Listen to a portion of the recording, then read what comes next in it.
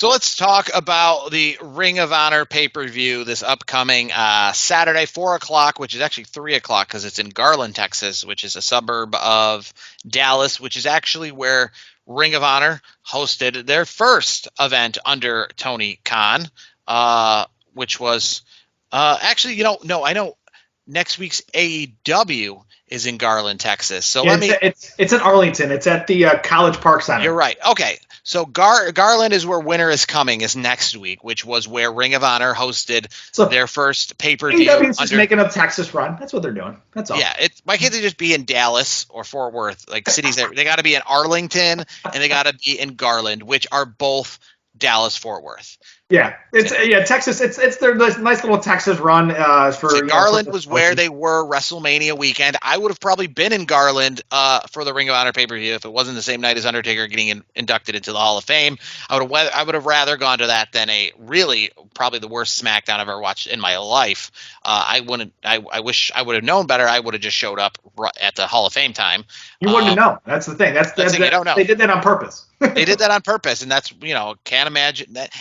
And now I saw why they tie the Hall of Fame in with it because of the fact that I don't think it would be that great of a turnout. And if SmackDown was what it was this past year, and people knew that going into this upcoming year, and the Hall of Fame wasn't tied to it, then I wouldn't take tickets for free essentially because it would be a complete waste of my Friday night. 100%. But the pay-per-view for Ring of Honor is going to be in Arlington. So essentially, they went from Round Rock, Texas, or Cedar Park, Texas, which is the Austin Round Rock area, and now they're moving over to the Dallas-Fort Worth area.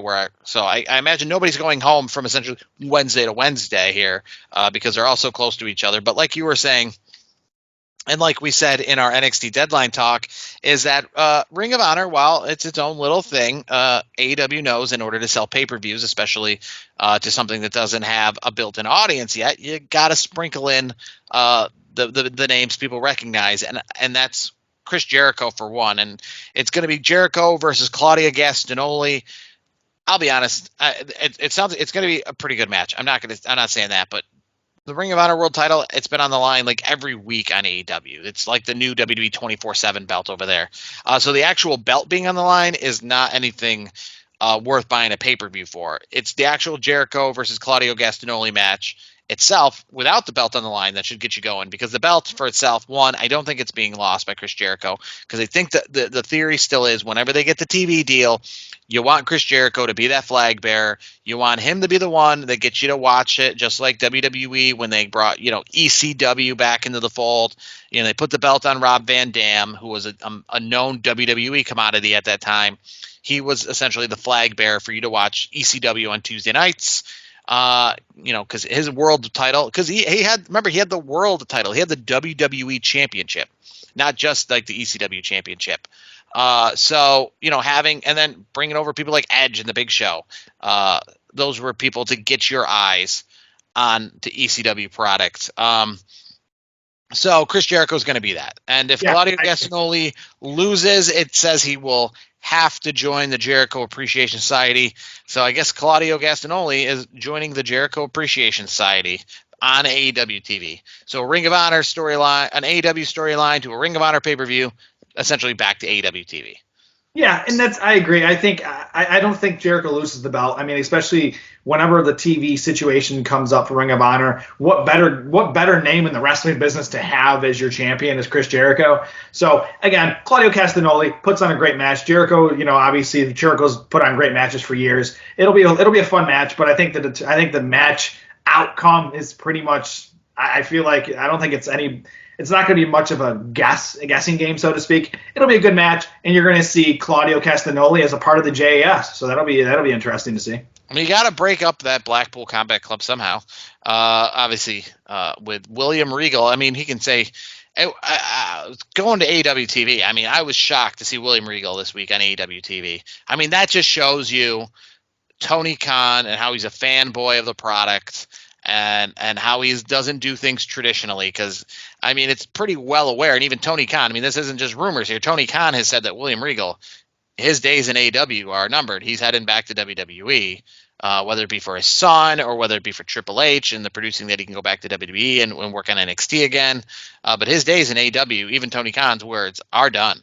Yeah, and here's the thing too, and according to what Tony Khan was his recent comments about the Regal situation, it sounds like the understanding is Regal can't go on TV as an on-screen character for a year. It sounded like so he can't go to WWE for he's essentially taken the month off. He's taken the holidays off, and then he's starting with WWE in the new year, is my understanding from what Tony Khan has said, and then other reports that have come out. So I'm wondering, so he can't go on screen, so he's going to be essentially a WWE employee. He'll be a WWE coach backstage, behind the scenes.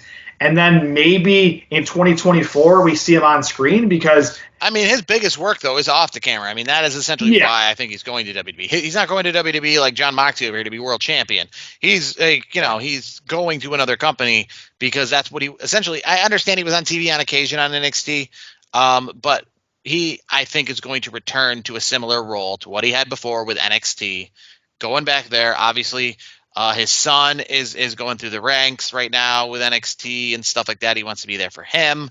So even if he's not on TV, I don't think that is a selling point for him to go to any other company. I think Triple H wants him back because Triple H obviously saw all the stuff that Vince McMahon did, all the big cuts, and was like, "What are you doing?" and is trying to rewrite all of that. I think that's what Triple H is doing.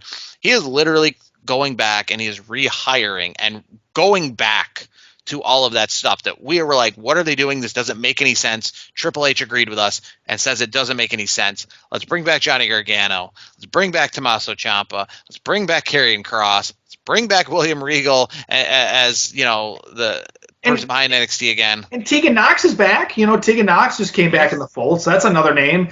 I mean, and you see all these moves that Triple H is making, and here's the other part too. How much of the Omos situation, how much have you seen Omos since Triple H has taken over? I mean, it's not one of those things where Omos was heavily featured under the Vince McMahon's like brainchild of like how he was running things. It's refreshing to see what Triple H is doing. It kind of brings me back, at least it's starting to become.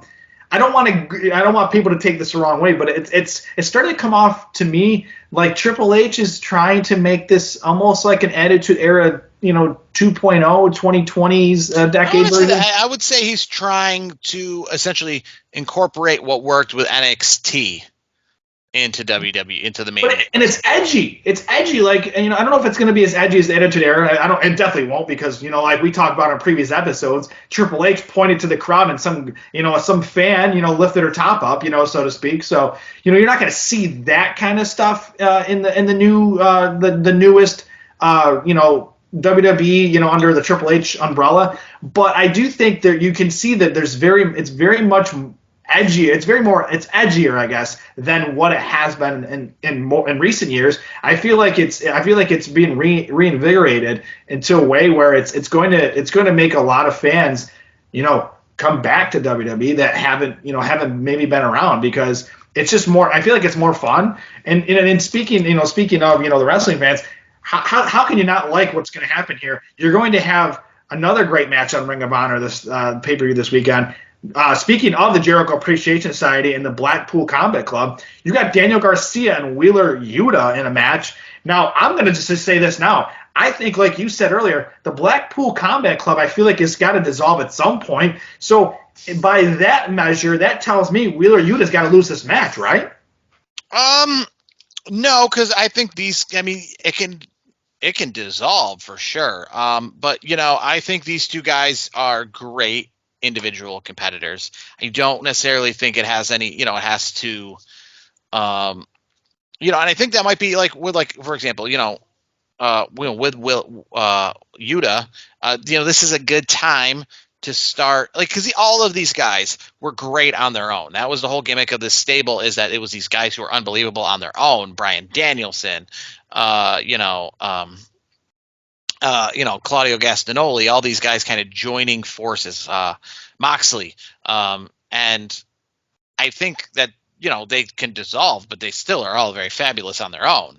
for sure. And they really don't, it's not a stable in which it's not a stable in where like when they break up, they don't have the same power, like the New Day, where, Xavier Woods isn't going for the world belt or winning the Royal Rumble or doing anything like that on his own, as of yet. And I probably never.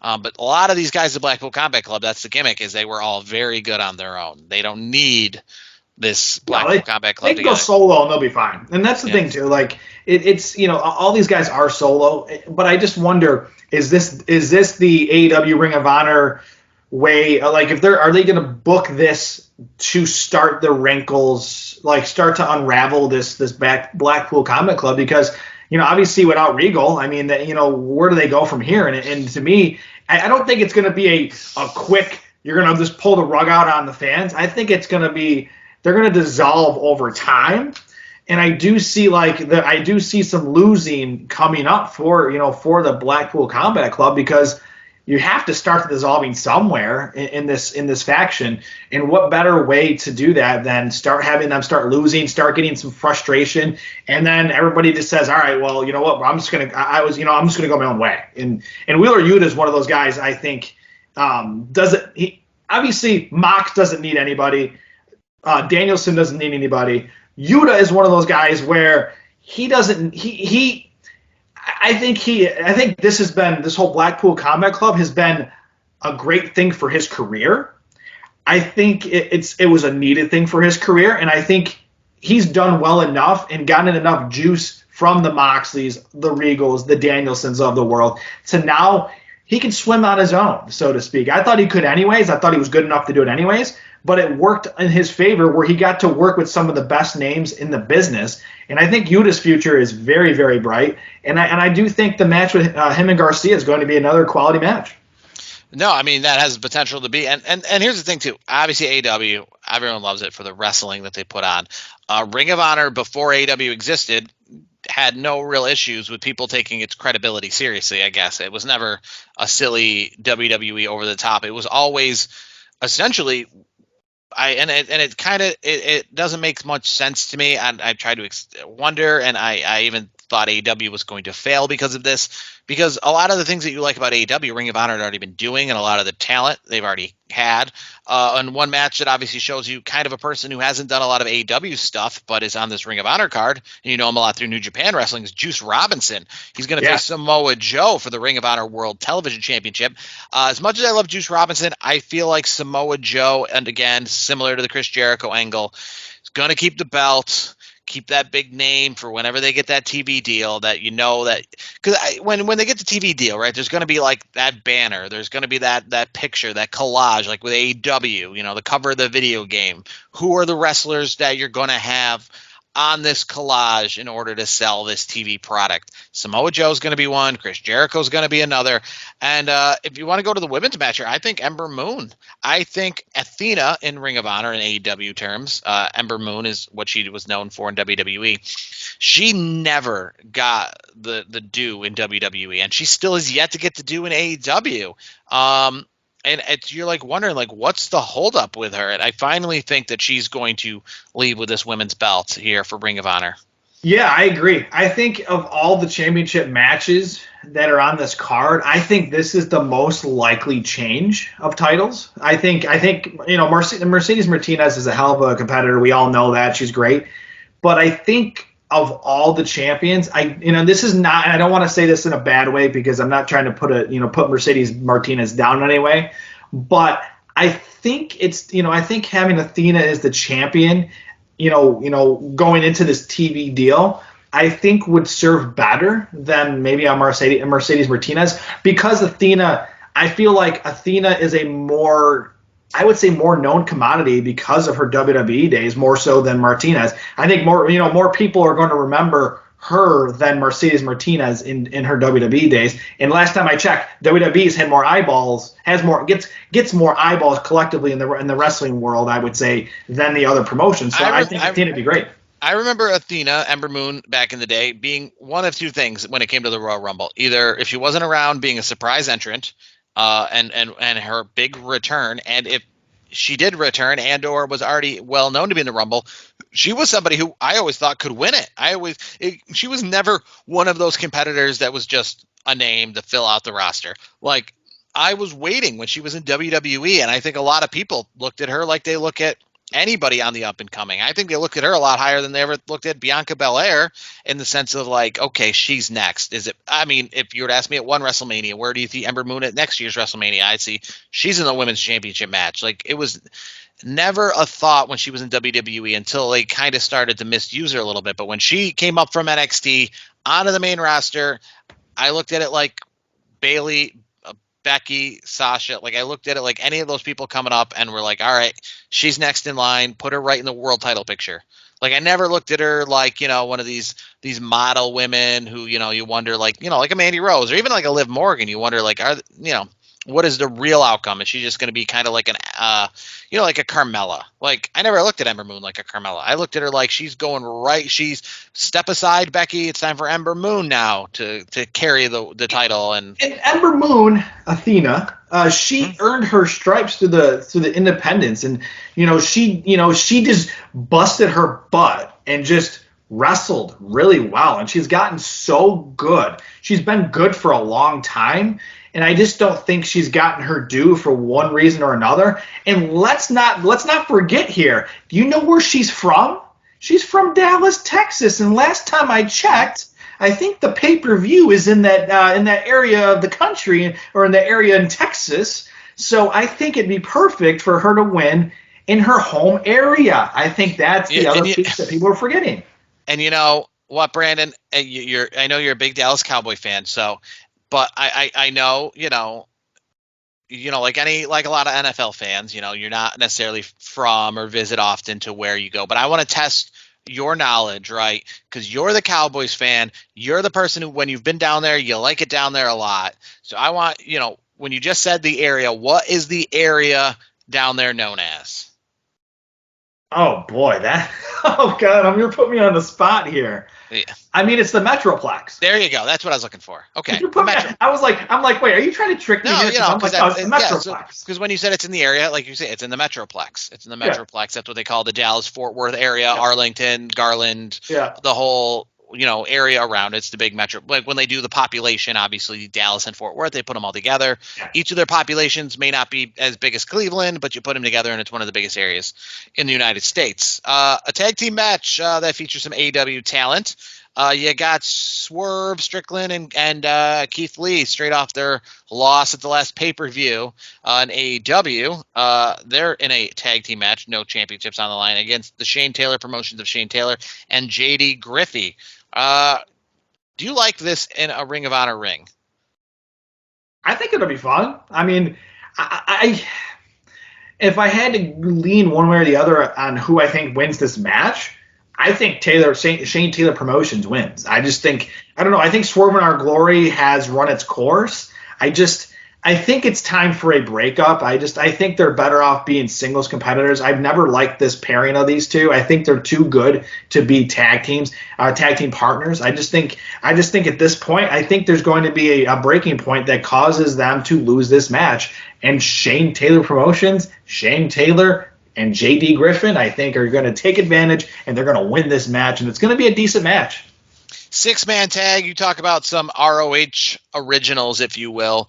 Dalton Castle and the boys, the guy who, when Ring of Honor was all by itself, was main eventing. When I went and saw Cody Rhodes and Kenny Omega at the Ring of Honor pay-per-view the night before WrestleMania 34 in New Orleans, it was actually Dalton Castle and his championship match that was the actual main event of that Ring of Honor pay-per-view. Dalton Castle is essentially one of the main flag bearers when this company went out. That was his company that went out. So he is, if you like Ring of Honor originals, if you like when ECW came back and they had Sandman and Tommy Dreamer, then Dalton Castle is your Ring of Honor flag bearer, and he and the boys take on the Embassy, which is Brian Cage, Bishop Kaun, and Toa Leona. I'm just being introduced to the Gates of Agony pretty recently as they've been promoting this pay-per-view. Obviously, I know Brian Cage really well. Brian Cage House of Fire coming into AEW and did a lot of great things during the COVID era of AEW. Then I don't know if they got sick of him. I don't know if his contract expired, what happened, because I started seeing him everywhere else but AEW. I guess they just let him do that. I don't know if he was officially under contract with AEW that whole time when he became the XPW World Champion in Rochester. But he's back, and now they're using him in the Ring of Honor capacity, which is, again, probably pretty good, a good place to use them. Because we've talked about AEW and having way too much talent, and Ring of Honor is going to be a great place for them to utilize some of this talent. And this match right here is a good example of what Ring of Honor in the future and the current Ring of Honor situation can be. Yeah, I think so. And again, Brian Cage is a guy who you expect him to put a quality match on. He's not everybody's flavor of ice cream in regards to his style of wrestling. And same thing with Dalton Castle. I mean, Dalton Castle and the boys, you can't forget about Brandon and Brett, can't forget about those guys. Which, by the way, they had a nice little segment there in that first match on Dynamite, that Battle Royal on Dynamite this week. That was fun. And it was funny because Brian Cage kept trying to eliminate Dalton Castle, and the boys kept catching him multiple times. And then eventually Brian Cage said, "All right, Dalton, see you later," and threw him out of the ring. Which was a cool situation there. But I do think because of how that went down, I just get this feeling that Dalton Castle and the boys are just going to pull this one out. I think they're setting it up that way where he looks like he can't hang in that aspect because Brian Cage is such an imposing figure, and Dalton Castle is maybe not as imposing as a Brian Cage. I'm looking at it more that way than I am, for the other competitors. I'm looking at more of a Castle Cage style match here, but I do think Dalton Castle comes out on top with the boys, and I think that'll be another decent match. This card, just looking through it, it's a great match, and here's the best part. We haven't talked about the best match of the night, in my opinion. The match they made literally to end AEW this week, kind of a little bit out of nowhere. And you want to say, if you want to tie in the PWI tag team list that came out this week of the best tag teams of the year, that put the Usos at the top of the list, this was like a last minute, wait a minute, let's see what we can do to, we saw the Usos are number one on the PWI top 500 tag team list. We didn't maybe have this match planned at all. Let's sell some last-minute pay-per-views, similar to WWE back in the day, getting those Sunday Night Heat, getting those last-minute buys out of you to see, make some last-minute stipulation or last-minute match change. This was that. This tag team match for the ROH World Tag Team titles, FTR versus the Briscoes, in a double dog collar match. You can't tell me that isn't in response to the Usos becoming the number one tag team of the year from the Pro Wrestling Illustrated, and trying to be like, oh wait, no, we got some tag teams over here, because a lot of people were talking about FTR in general, when the Usos were named, and the Briscoes are obviously always on that list, and they were top of that list. And they were third. And here's the thing too: there's been a lot of chatter around the tag team world, so to speak, in wrestling. Obviously the Usos, and here's the thing: I don't take stock in these PWI rankings. It's all up to opinions and whatnot. Everybody has their own flavor. The Usos are different than FTR. FTR is different than the Briscoes. They're all different in their own way.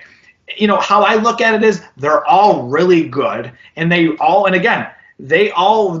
the tides of the tag team world, which means all tag team ships are much better. And I will say this: if I had to pick the order, I don't care what the order is. You can give me them in 1, 2, 3. It does not matter. But if I have to go off of based on what I've seen, I have it this way. I think the Usos, because of what they're doing with the bloodline and how they've been pushed on television in WWE, I think they're the clear favorite. And that whole bloodline thing, I think that's been their best work in their careers. And I think it's been a career, and I think a future Hall of Fame worthy storyline for the Usos. I think that, obviously that's fantasy, booking it later for Hall of Fame purposes.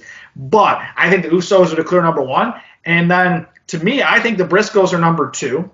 And then I think FTR is 3. And again, that's, to me, I don't care for rankings. That's just how I feel. I think the Briscoes, every time they're on your screens, they're must-see TV. And here's the other thing.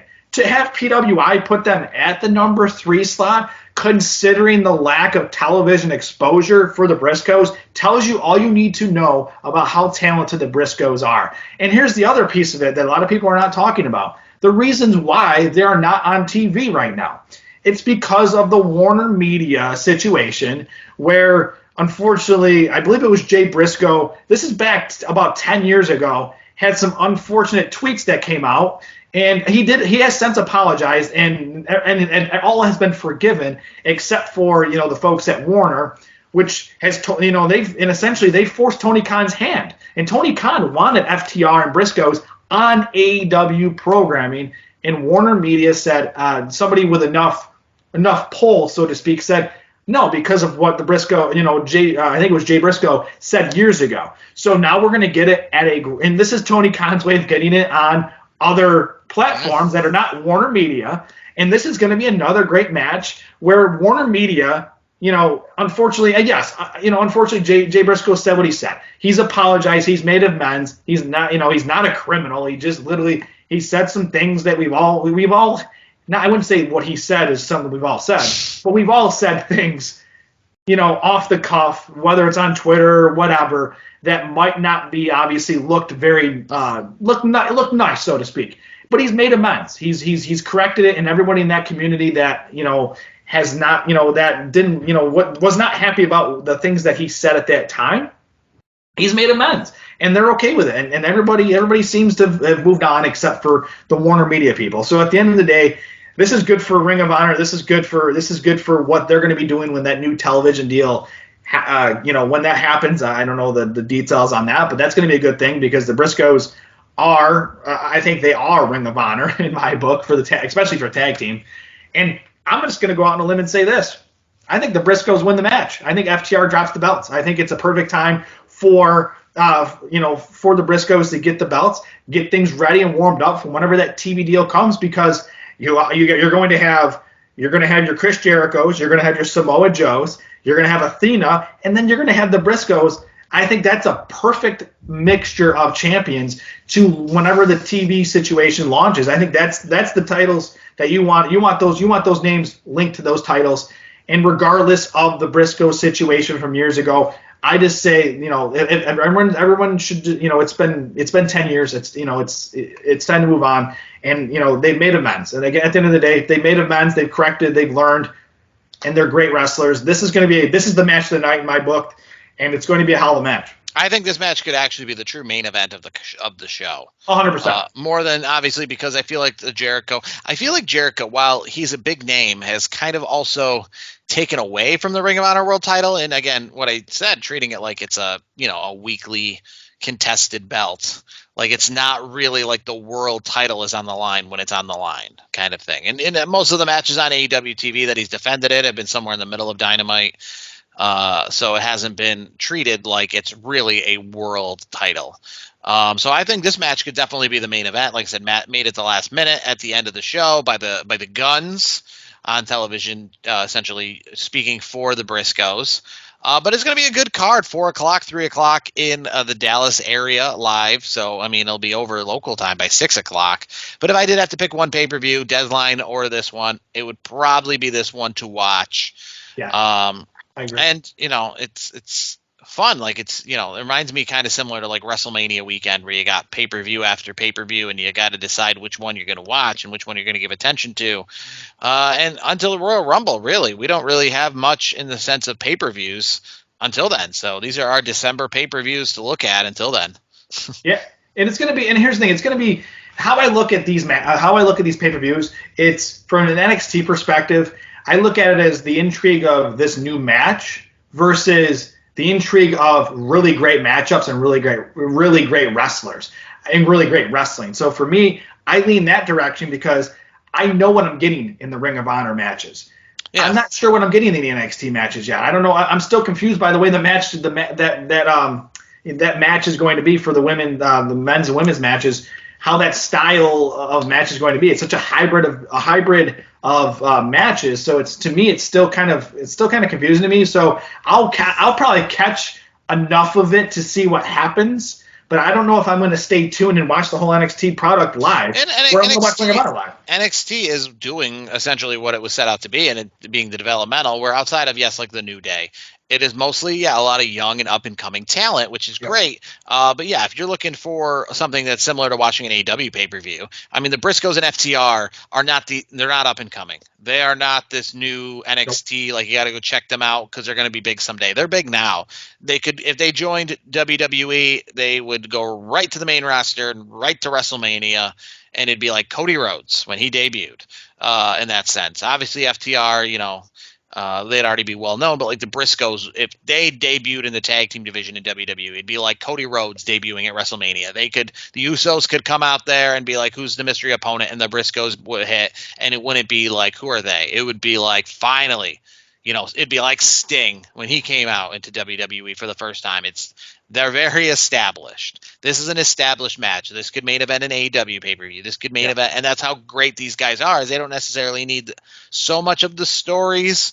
They're just so well known throughout the world. It's like Kenny Omega. Like you didn't need the stories if he was ever just joined WWE. You didn't need the story with Cody Rhodes and Seth Rollins, really. You just knew the guys, and that's what you're gonna get with this match. And I'm looking forward to it on Saturday. Yeah, overall, it's gonna be a good weekend of wrestling, and I'm looking forward to it. I'll be tuning in. I'll probably be watching Ring of Honor, probably live, and then I'll catch a little bit of NXT, and I might just rewatch it later on because the nice thing about the NXT pay-per-view is I can watch it later on Peacock. So Ring of Honor is strictly more of a pay-per-view style, and I can just go watch. I can watch that. I think I'll watch that live. So overall, it's going to be a good weekend of wrestling, and I'm looking forward to it, and looking forward to looking back at it next week.